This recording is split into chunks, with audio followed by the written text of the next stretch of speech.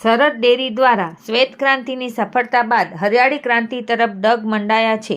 જે અનુસંધાને આજરોજ વિશ્વ પર્યાવરણ દિવસ નિમિત્તે કેન્દ્ર સરકારના પર્યાવરણ મંત્રાલય તેમજ આંતરરાષ્ટ્રીય સહકારિતા વર્ષ 2025ની ઉજવણીના ભાગરૂપે રાજ્યવ્યાપી વૃક્ષારોપણ અભિયાન અંતર્ગત આજરોજ સરહદ ડેરી પ્લાન્ટ ખાતે સરહદ ડેરી દ્વારા 75,000 વૃક્ષોનું વૃક્ષારોપણ કરવામાં આવ્યું. અમૂલ ફેડરેશનના વાઇસ ચેરમેન તથા સરહદ ડેરીના ચેરમેન વલમજીભાઈ હુંબલે જણાવ્યું કે સરહદ ડેરીના દૂધ શીત કેન્દ્ર તેમજ દરેક દૂધ મંડળીઓ દ્વારા પશુપાલકોને વૃક્ષારોપણ કરાવવામાં આવે છે. તેના માટે રોપાનું વિતરણ કરવામાં આવી રહ્યું છે.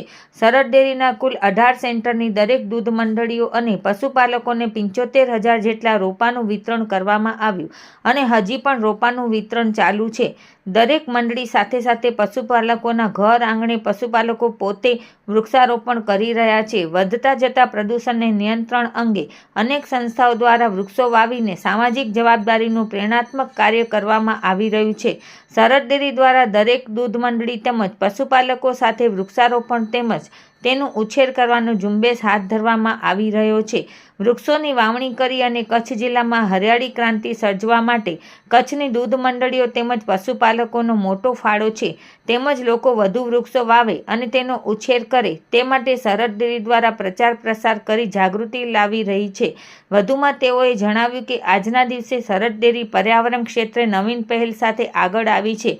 ઈટીપી પ્લાન્ટની એનારોબિક પ્રોસેસ દરમિયાન ઉત્પન્ન થતા બાયોગેસનો ડેરી પ્લાન્ટના સ્વીટ સેક્શનમાં સદુપયોગ કરવામાં આવ્યો.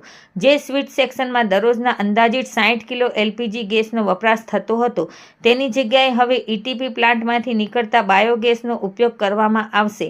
જેમાં રોજના લગભગ 60 કિલો એલપીજી ગેસનો વપરાશ ઓછો થવાથી લગભગ 180 કિલો કાર્બન ઉત્સર્જન ઘટશે તથા તેની સાથે સાથે આર્થિક ફાયદો પણ થશે.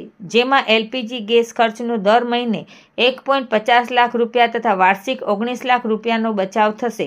વિશ્વ પર્યાવરણ દિવસ નિમિત્તે આ પહેલ ચાલુ કરવાથી સાચા અર્થમાં સરહદ ડેરી પર્યાવરણ ક્ષેત્રે પ્રદૂષણ ઘટાડવામાં ઉપયોગી નીવડશે તેમજ આર્થિક દ્રષ્ટિએ સરહદ ડેરી માટે ક્રાંતિકારી પગલું સાબિત થશે.